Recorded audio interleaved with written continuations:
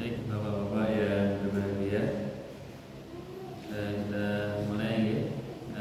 Kita akan membicarakan tentang adab di sore hari ini. Bismillahirrahmanirrahim. Assalamualaikum warahmatullahi wabarakatuh. Alhamdulillahilladzi arsala rasulahu bil huda wa dinil haqq liyudhhirahu 'ala dini kullih wa kafa billahi shahida. Asyhadu an la ilaha illallah wahdahu la syarikalah wa asyhadu anna Muhammadan abduhu wa rasuluh. Allahumma shalli ala Muhammad wa ala ali Muhammad. Rabbi shrah li sadri wa yassir li amri wa hlul 'uqdatam min lisani yafqahu qawli. Rasulullah sallallahu alaihi wasallam khairukum man ta'allama al-Qur'an wa 'allamahu. Ayat hadis.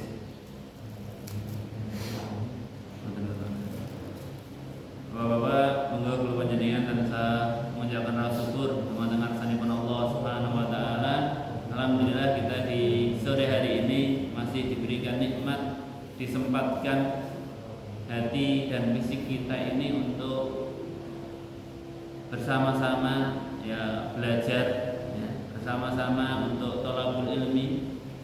Nah, ini sebuah aktivitas yang sangat disukai oleh Allah Subhanahu wa taala. Sampai-sampai Allah itu mengangkat derajat orang itu lewat salah satunya adalah dengan ilmu. Ya, beberapa derajat dibanding orang lain. Jadi Allah itu mengangkat derajat kita itu dengan iman dan dengan ilmu. Dua hal ini kalau dimiliki oleh manusia, imannya kuat, ilmunya kuat, ini luar biasa. Ya.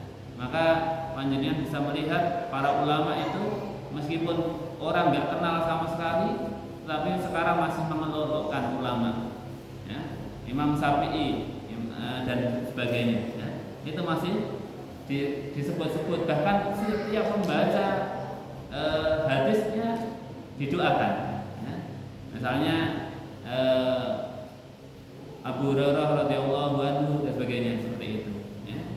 Maka mari kita terus bersemangat dalam menuntut ilmu, karena hidup ini kalau kita ingin menguasai dunia, maka kita ini harus dengan ilmu. Kalau kita ingin menguasai akhirat, kita harus juga dengan ilmu. Baik, salawat dan salam mari terus kita curahkan pada uswah kita Nabi Muhammad sallallahu alaihi wasallam. Baik, pada hari ini kita akan melanjutkan pembahasan tentang adab. Kalau kemarin kita sudah membahas bagaimana adab kita terhadap Allah ya. Hendaknya kita ini benar-benar pasrah, seluruh urusan kita itu diatur dengan aturannya Allah Subhanahu wa taala, siap untuk melaksanakan berbagai aturannya Allah, sehingga adanya adalah sami'na wa ata'na kepada Allah itu. Saya mendengar dan saya taat, ya, itu kepada Allah. Ya. Kenapa? Karena Allah sudah mencukupi seluruh kebutuhan kita hidup di dunia ini. Ya. Nah, pada sore hari ini kita akan membicarakan tentang adab kepada Al-Quran.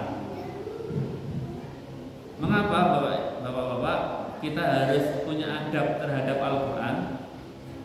Jadi kita ini selaku seorang muslim hendaknya yakin, percaya betul akan Al-Quran ini ya, karena ini nanti termasuk dalam salah satu rukun iman yang 6 itu, yaitu iman kepada kitab Allah ya. Maka kalau orang itu nggak yakin betul dengan Al-Quran, maka keimanannya masih diragukan ya. Maka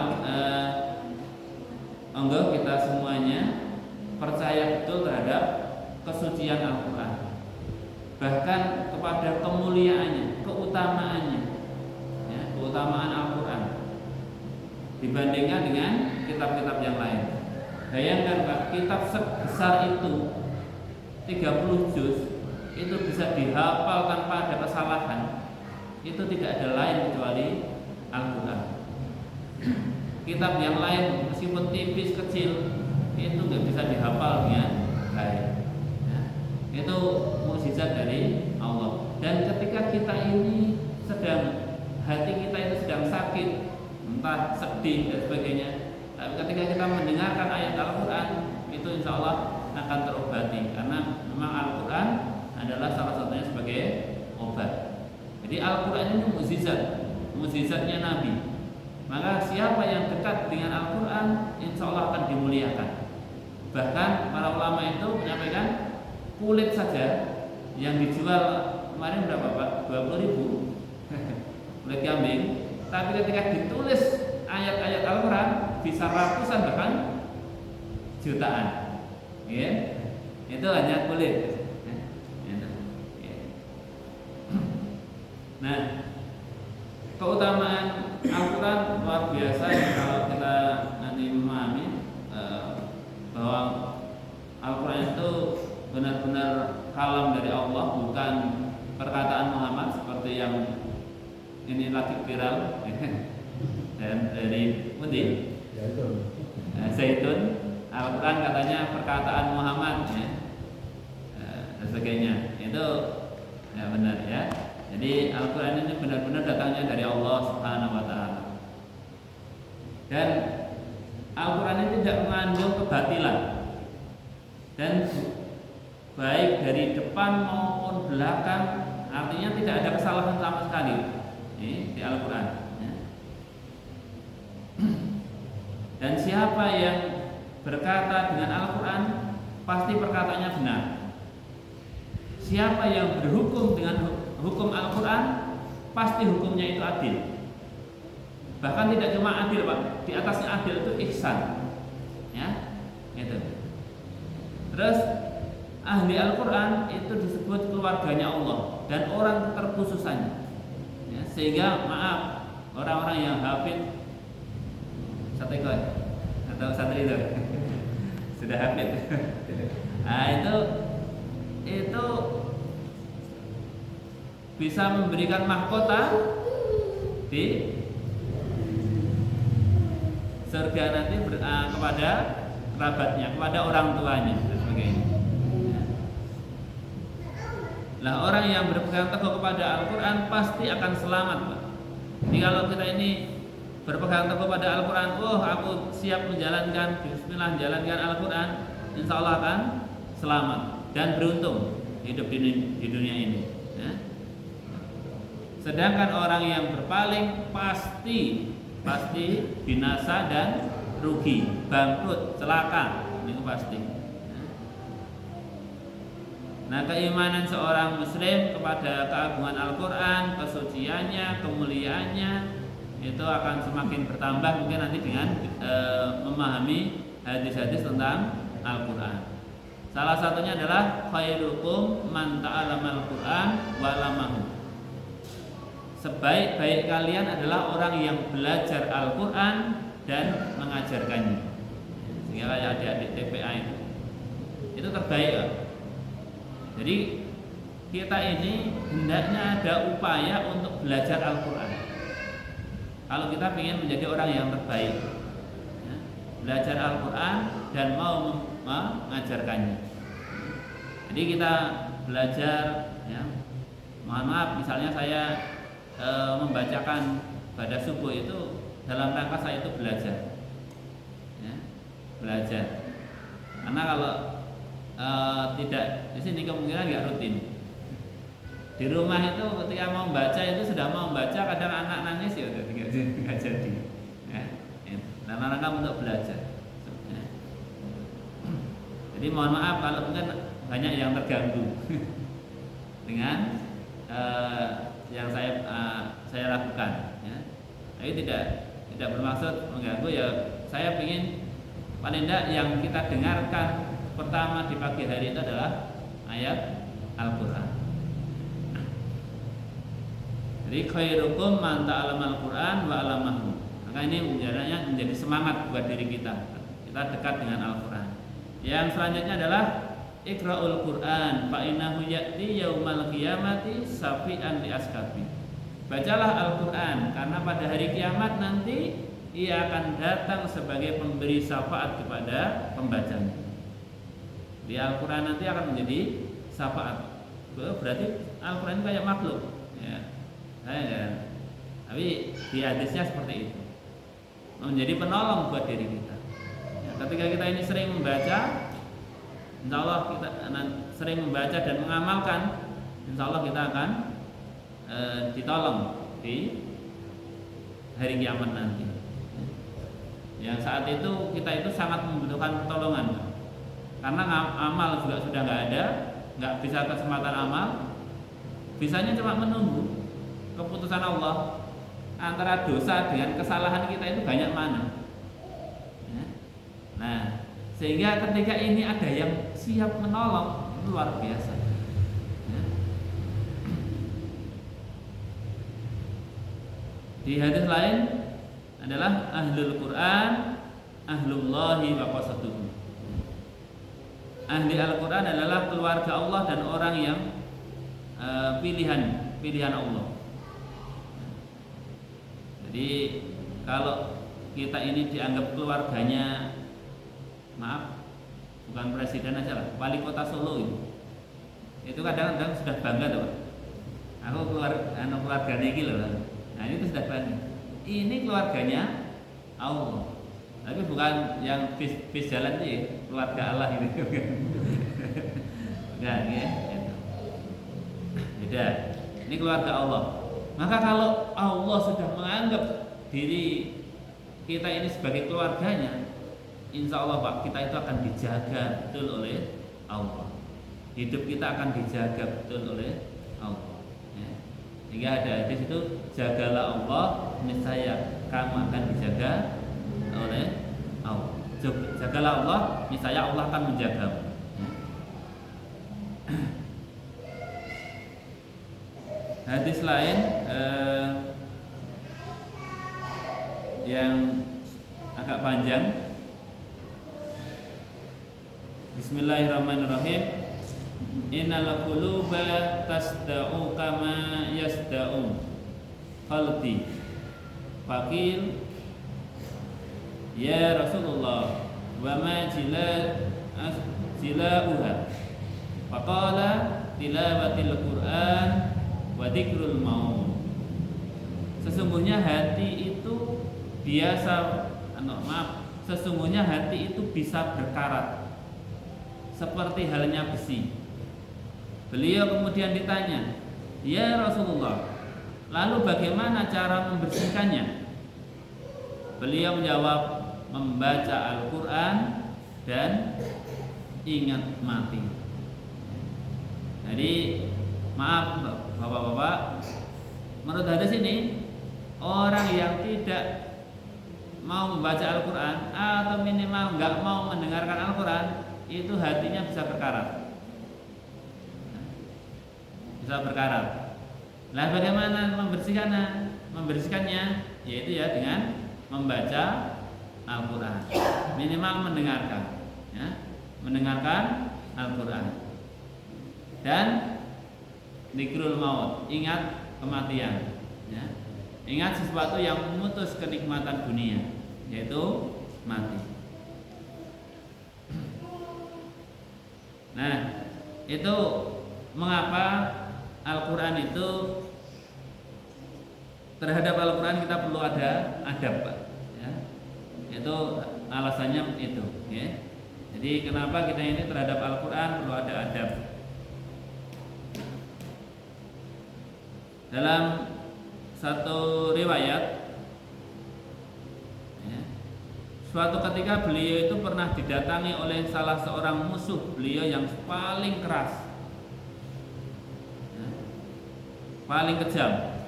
Orang itu berkata kepada beliau, hai Muhammad, bacakanlah Al-Quran kepadaku.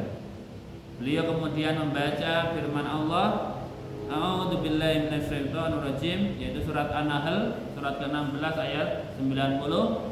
Innallaha ya'muru bil adli wal ihsan wa ita'i dzil qurba wa yanha 'anil fahsya'i wal munkar wal bagyi. Baru sampai ayat, baru terputus wal bagyi, yaitu kumnan. Selanjutnya itu beliau juga belum usai membacakan ayat tersebut, beliau diminta orang itu untuk mengulanginya lagi karena dia sangat takjub akan keagungan lafal-lafalnya, kesucian makna-maknanya, keelokan ungkapannya, serta tertarik oleh kekuatan pengaruhnya. Tak lama kemudian dia pun mengangkat suaranya untuk menyampaikan pengakuannya dan penegasannya mengenai kesaksian akan kesucian kalamullah dan keagungannya. Dia pun berkata, demi Allah, sungguh Al-Quran ini manis rasanya dan penuh dengan keelokan. Ibaratnya sebuah pohon yang di bawahnya teduh karena rindangnya dedaunan, sedangkan bagian atasnya penuh dengan buah. Sungguh tidak ada satu manusia pun yang mampu mengucapkannya. Ini orang yang hatinya keras, ketika dibacakan Al-Quran itu bisa lunak.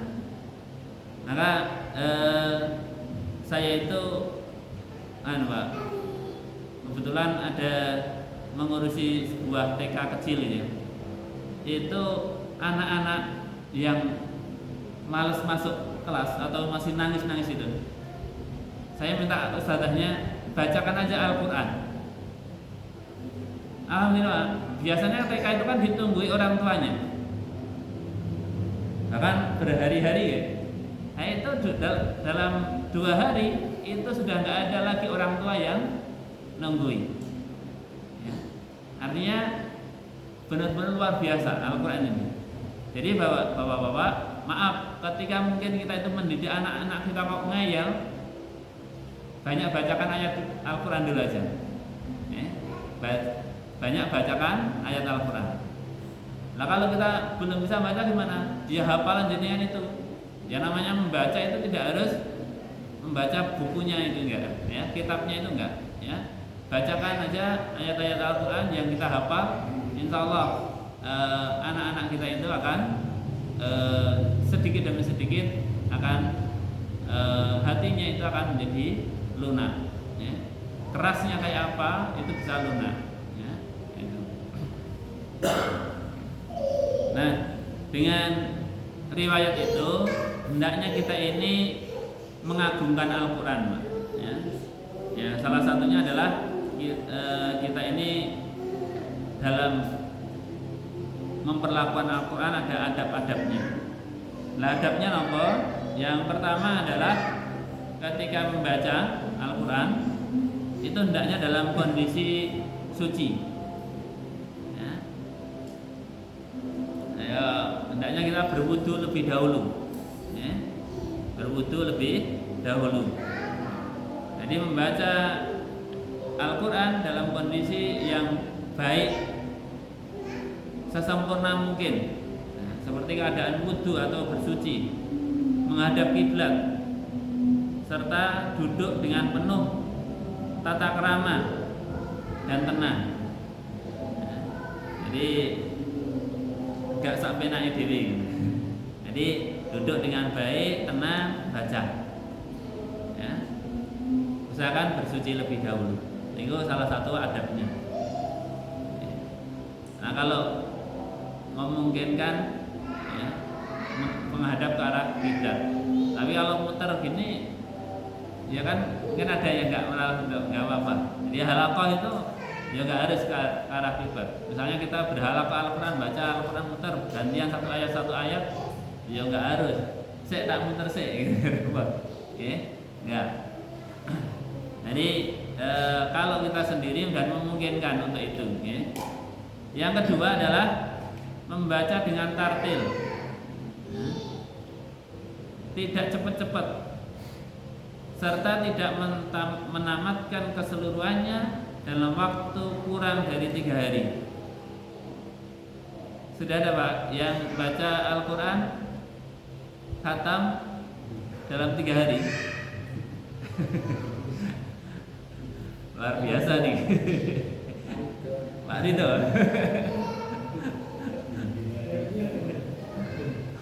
Pak Oka sudah Pak? Bisa? Luar biasa nih, ya. Jadi tidak cepat-cepat ya, tapi memang kalau anak-anak pondok ya itu saya suruh nyimak itu ya belas-belas ketinggalan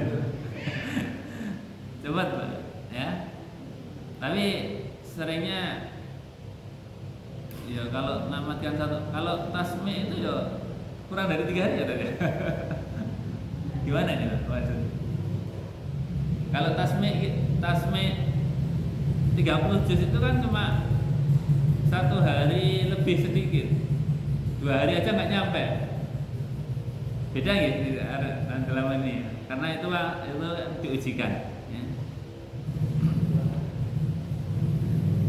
Ada yang menyelesaikan itu bisa santri-santri itu bisa dalam ya 1 hari 1 malam itu sebenarnya bisa, tapi kalau ini kan perlu ada istirahatnya. Kalau nggak istirahat itu bisa 1 hari 1 malam itu menyetorkan hafalan Al-Quran itu bisa.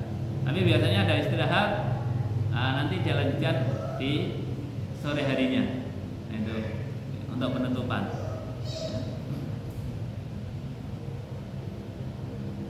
Terus yang ketiga adalah senantiasa membaca dengan khusyuk, menampakkan kesedihan, berusaha menangis atau dibuat-buat seperti menangis jika tidak bisa menangis. Ini berdasarkan sabda Rasulullah yang artinya bacalah Al-Quran dan menangislah. Jika kalian tidak bisa menangis, maka buatlah seperti menangis. Ini kalau terkait dengan ayat-ayat yang siksa ya, itu ada yang mengatakan seperti itu ya. Tapi yang penting kita ini membacanya dengan khusyuk. Nah untuk khusyuk ini memang ya saya sendiri belum bisa ini, karena kadang nggak paham juga maknanya. Baca ini nggak paham, ya nggak bisa khusyuk. Ya. Nah maka kita ini dituntut untuk memahami maknanya, kalau supaya kita ini bisa khusyuk. Ya.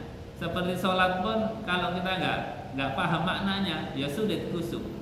Ya. Maka kita ini kepada Al-Quran, ketika membaca Al-Quran itu ya, harusnya bisa khusyuk. Ini saya sendiri juga belum bisa karena nggak paham maknanya. Ada di Arab itu sampai jadi imam itu menangis, ya, karena memang paham betul. Ya. Nah ini luar biasa.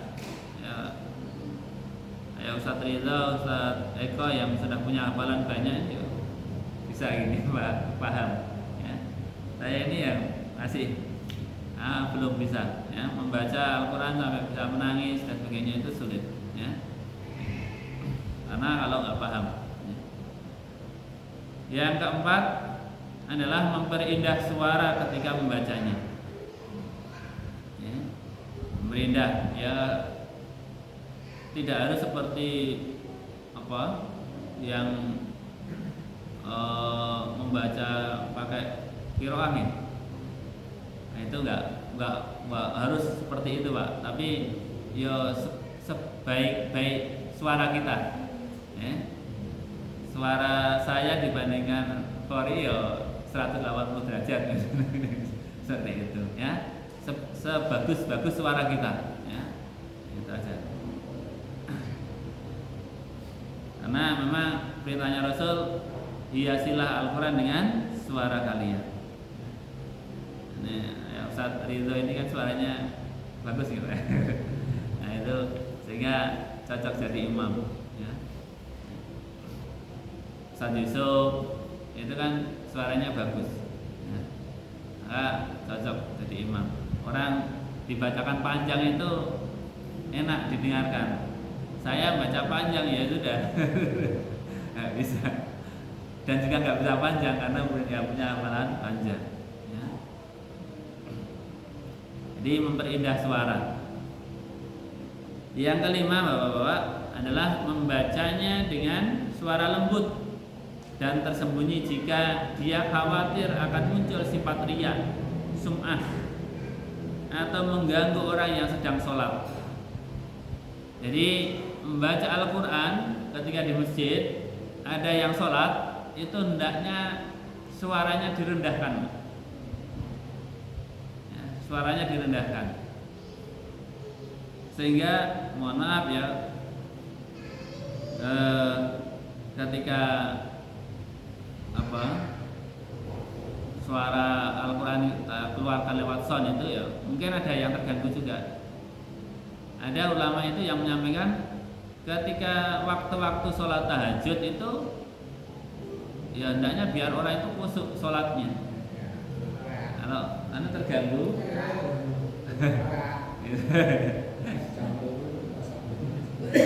Oke, oleh karena itu kemarin saya sampaikan Pak Uka ya setelah jam 4 saja. Setelah jam 4 baru dihidupkan. Nah, kita ada yang punya tarkim. Nah, mungkin nanti bisa download yang tarkim kalau memang ya. Itu setelah jam 4 saja enggak apa-apa. Ya, untuk ya ini bangunkan. Saya itu memang kadang terbangunkan oleh Pak Uka. Biasa gitu. Jadi kalau jam 3 itu ya mungkin orang baru tahajud dan sebagainya mungkin bisa terganggu. Karena mohon maaf ya, kenapa saya beberapa waktu yang lalu ya, ketika ada yang sholawatan menjelang sholat itu memang saya dekati untuk tidak dilakukan karena ketika itu terganggu, Pak. Kalau saya sendiri merasa terganggu, kalau jenengan terganggu enggak? Khusyuk.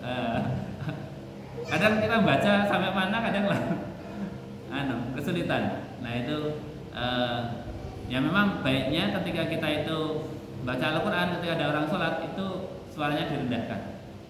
Ya. Sebisa mungkin direndahkan, enggak mengganggu orang yang sedang sholat. Ya.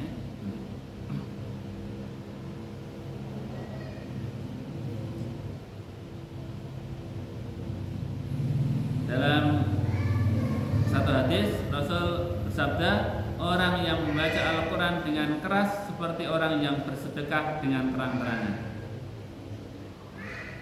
Jadi orang yang membaca Al-Quran dengan keras ini ya kalau saya sendiri di rumah mohon maaf dengan Mas Eko terganggu ya. Sampai terdengar. Ya kadang kenapa saya bacanya di rumah itu keras itu untuk membacakan kepada anak-anak dan istri saya. Jadi kalau sampai terdengar dari luar itu ya mohon maaf. Ya, itu. Jadi boleh sebenarnya kita membaca keras itu diibaratkan oleh Rasul itu seperti orang yang sedekahnya terang-terangan, Pak. Artinya di situ kita dituntut untuk menjaga hati. Jangan sampai dengan itu kita jadi sombong, kita jadi riak, pengen dianggap wong soleh, wong pinter dan sebagainya seperti itu, atau dermawan kalau sedekah terang-terangan. Ya, jadi misalnya sekarang aku tak 1.000, nah itu kalau nggak pinter-pinter jaga hati, iso anggap aku loh yang paling dermawan gitu, ya. Maka dituntut hati kita untuk bisa ya mengatur hati lah, ya. Tapi memang kadang diperlukan orang-orang itu yang untuk sedekah secara terang-terangan supaya orang lain terpancing untuk mau sedekah. Karena kadang diam-diam nanti aja menunggu yang lain sedekah ora gitu. Iuran yang lain berapa, Mas? Nah itu enggak ya. Jadi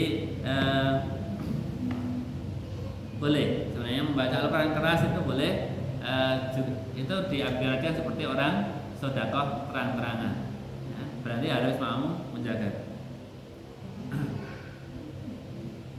Yang keenam adalah membaca disertai dengan perenungan, tadabbur dan tafakur, diiringi perasaan penuh pengagungan kepadanya, menghadirkan hati dan memahami makna-makna serta rahasia-rahasianya. Ini tingkatan yang tinggi, Pak ini. Jadi bagaimana kita ini setelah bisa membaca, misalnya taruhlah Al-Fatihah, kita bisa membaca Al-Fatihah, terus memahami Al-Fatihah, itu kalau bisa kita itu mentadaburi, ya. merenungi makna-makna di dalam Al-Fatihah itu. Ya. Alhamdulillahirabbil alamin itu maknanya nopo itu. Ya. Ustaz Iwan ini, Pak Iwan ini ya, itu sering mengikuti tadabbur Al-Qur'an. Iya. Saya kemarin diundang untuk luar biasa, Pak. Jadi Al-Qur'an itu ketika dibuka, ditadaburi, itu luar biasa, akan menguatkan keimanan kita kepada Allah Subhanahu wa taala. Ya. Jadi ayatnya ini ayat apa dibuka, ditadaburi, itu luar biasa. Ya. Ini penting untuk kita jalankan. Ya. Tadabbur dan tafakur, ya. Ada perasaan pengagungan pada Allah Subhanahu wa taala, pengagungan. Ya. Ini benar-benar keagungan dari Allah. Ya. Sehingga kayak tadi orang yang kerasnya kayak apa, musuhnya Nabi yang paling keras, disuruh membacakan ayat Al-Quran, satu ayat aja belum selesai, dia sudah tersentuh hatinya. Nah itu kan karena orang ini memahami bahasanya, bahasa Arab, nanti mampu memahami. Berikutnya adalah jangan sampai lengah di dalam membacanya dan juga jangan sampai menyelisihinya. Sebab hal ini bisa menyebabkan turunnya kutukan terhadap dirinya disebabkan dirinya sendiri. Umpamanya dia sedang membaca firman Allah, A'udzubillahi minasyaitonirrajim, fanaj'al la'natallahi 'alal kadhibin. Ingatlah bahwa kutukan atau laknat Allah itu adalah bagi para pendusta. Al-Imran ayat. Nah, sedangkan dia ternyata adalah seorang pendusta atau zalim, maka berarti dia melaknat dirinya sendiri. Artinya ketika kita membaca Al-Quran itu, kok ini cocok dengan diri saya, sebenarnya kita itu dakwah ngobrol dengan diri. Oh, aku ini masih kayak gini loh. Ya, jangan sampai kita itu lengah nggak membacanya, Pak. Ya, kalau kita sudah diberi karunia oleh Allah kesempatan bisa membaca, monggo diupayakan. Ya, kita sehari berapa ayat. Kalau yang lain itu bisa one day one juz, ya kita one day one ayat, nggak apa-apa. Ya. Tapi itu bisa rutin ini. Nah, itu monggo. Ya.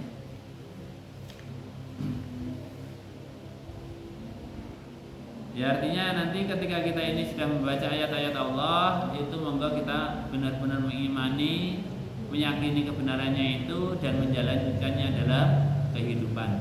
Jangan sampai membaca ngerti ayat ini nanti kita terjang. Kita berarti menjadi orang yang lalai, ya, atau melalaikan. Itu tidak diperkenankan.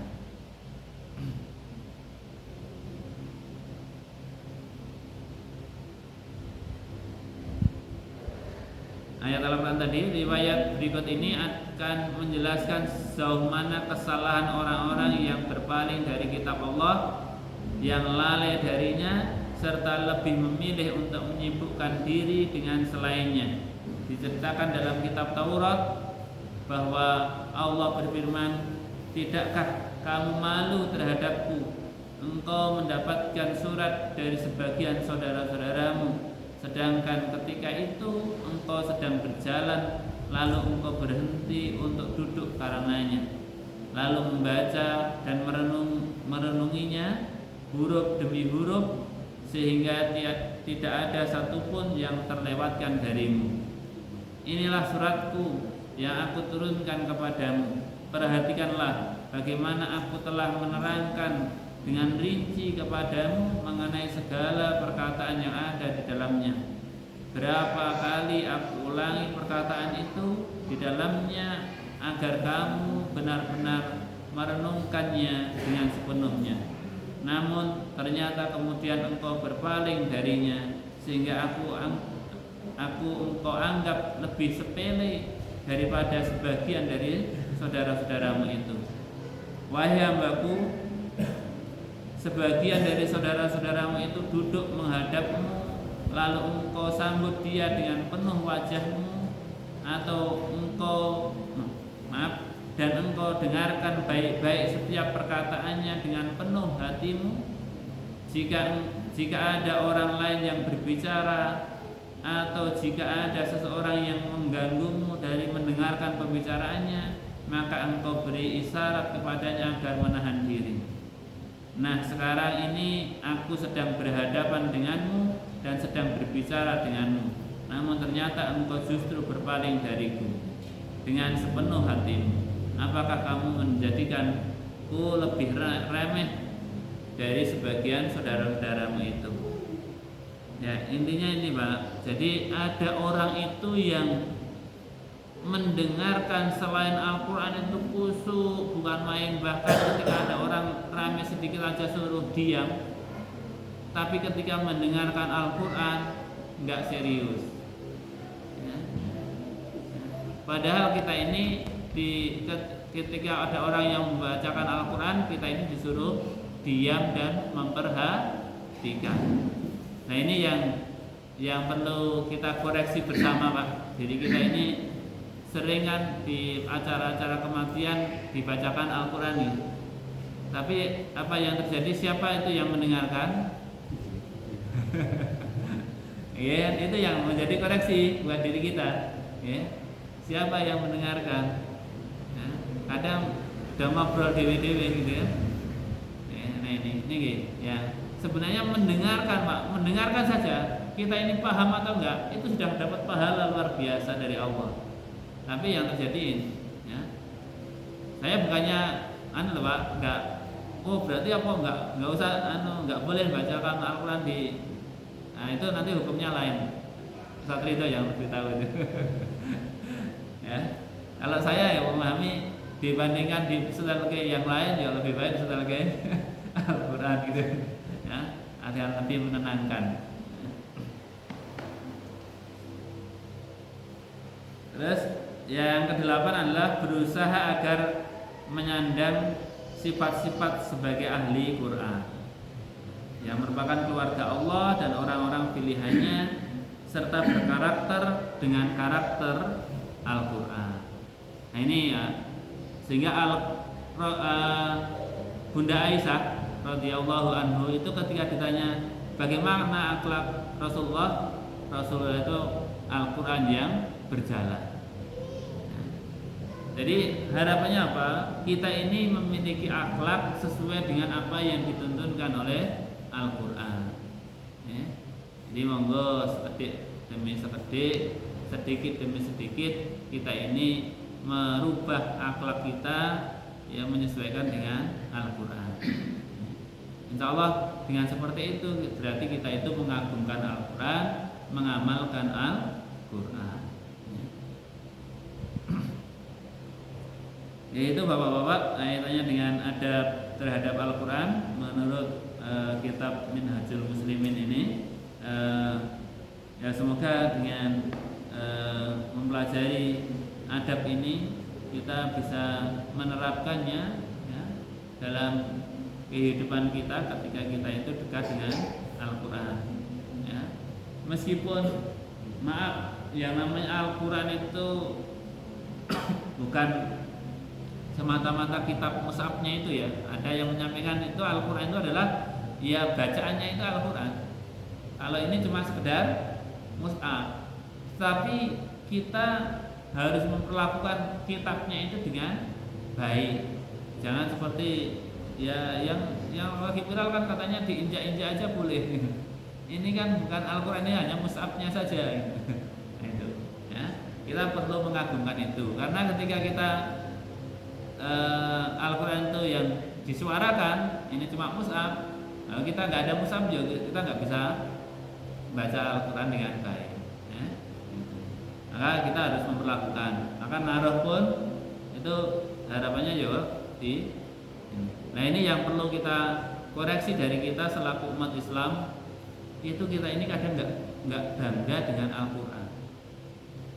Maksudnya kurang bangga dengan Al-Quran, kalah dengan agama-agama lain yang dengan bangganya ketika pergi ke tempat ibadahnya membawa kitabnya ya.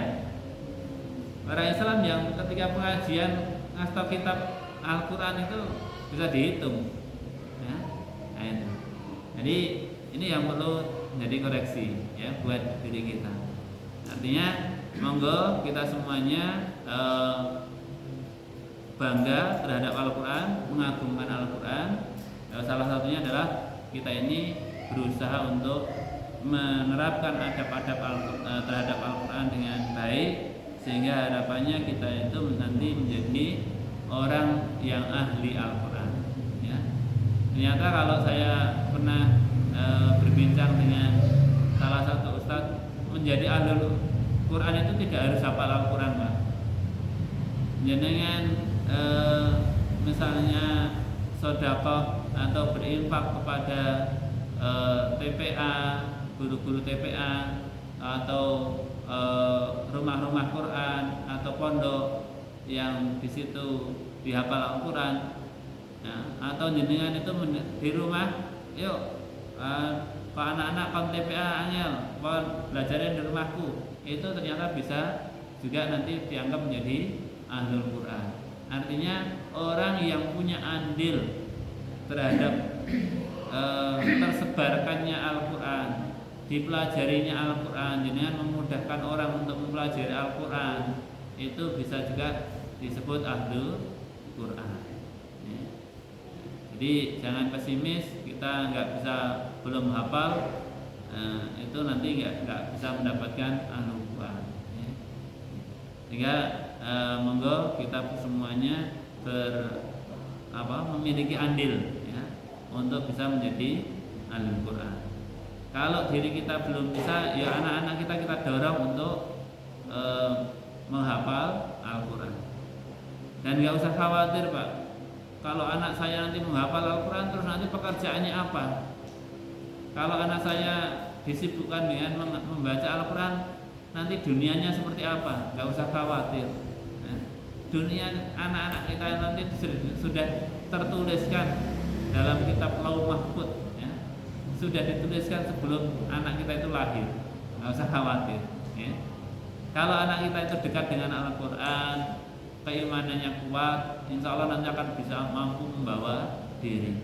Dan sekarang ini alhamdulillah di universitas banyak sudah bahkan tidak cuma universitas, pekerjaan di kepolisian, di tempat-tempat itu kemarin sudah adakah yang sudah hafal Al-Quran, saya siap menerima. Kepolisian siap menerima langsung, ya. Jadi sudah banyak orang-orang yang hafal Al-Quran. Bahkan untuk kuliah beasiswa penuh, ya, di Muhammadiyah itu yang bayarnya katanya mahal, itu gratis. Ada anak teman itu yang karena punya hafalan Al-Quran itu bisa gratis. Yang penting waktu belajarnya nggak melebihi waktu yang ditentukan. Misalnya 4 tahun lulus, ya harus lulus. Kalau belum lulus baru bayar. Tapi 4 tahun beasiswa kan luar biasa. Ya. Di UNS katanya juga bisa milih jurusan, ya, mana-mana. Nah itu, jadi luar biasa. Jadi akan dimuliakan.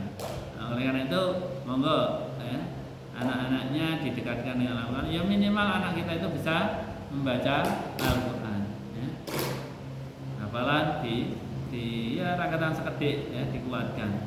Karena ya tadi Al-Quran itu wa nunazzilu minal Qur'ani ma huwa shifa. Jadi Al-Quran itu sebagai obat. Kita ini mohon maaf urusan dunia ini, jenengan pekerjaannya apapun kan pernah dimarahi, Pak. Pak Dada pernah dimarahi atasannya enggak? Sering. Kita itu pekerjaannya apapun kan dimarahi, Pak. Sakit hati, dihinakan itu kan, pekerjaan apapun kan mengalami itu. Wah, siapa lah, ya. Itu urusan dunia kita ini kan, ya kalau itu kan ya penuh dengan persoalan. Nah, persoalan-persoalan dunia ini kalau tidak kita tadi jernihkan dengan Al-Quran, hati kita itu ya tadi akan berkarat tadi, ya. Sehingga hatinya menjadi keras, ya, gitu. Ya akhirnya keras itu gimana Pak? Bagaimana kemarin disampaikan Pak Yusuf, dia melakukan kesalahan, dia terus melakukan kesalahan, nggak merasa itu sebuah kesalahan. Ya saya kira itu ingin saya latarkan. Mungkin ada tambahan dari Ustaz Ridho tentang ada walakah tahun Ustaz Ridho atau bapak-bapak yang lain ada yang mau disampaikan enggak? Atau ada semangat, yuk kita belajar Al-Quran, belajar membaca Al-Quran bersama. Ini ada Ustaz Eko, Ustaz Ridho. Kalau saya itu sudah ngajari di Musola Al-Hidayah itu, saya bacaan saya itu masih banyak kurangnya. Ya. Oke. Ya kira-kira niku nggih, semoga dengan mempelajari ini menguatkan keimanan kita terhadap Al-Quran. Al-Quran ini harus kita terapkan di muka bumi ini. Kalau enggak, bumi ini akan kacau. Manusia itu akan rusak kalau tidak berdasarkan Al-Quran. Kalau tidak, dirinya itu dekat dengan Al-Quran. Sekarang ini kan dengan berita itu, istri membunuh suami, anak membunuh ibu dan sebagainya. Itu kan hampir tiap hari di Indonesia ini. Ya, orang membuang janin atau membuang bayi itu hampir tiap hari kita dengarkan di berita ini. Ini kan lebih kejam Pak dibanding di masa Rasulullah. Rasulullah itu cuma anak perempuan saja. Ketika lahir perempuan dikubur hidup itu, laki-laki dimuliakan. Ini di Indonesia ini belum tentu ini jenis kelaminnya sudah diaborsi. Sampai ketangkep berapa ini? Satu rumah aja luar biasa.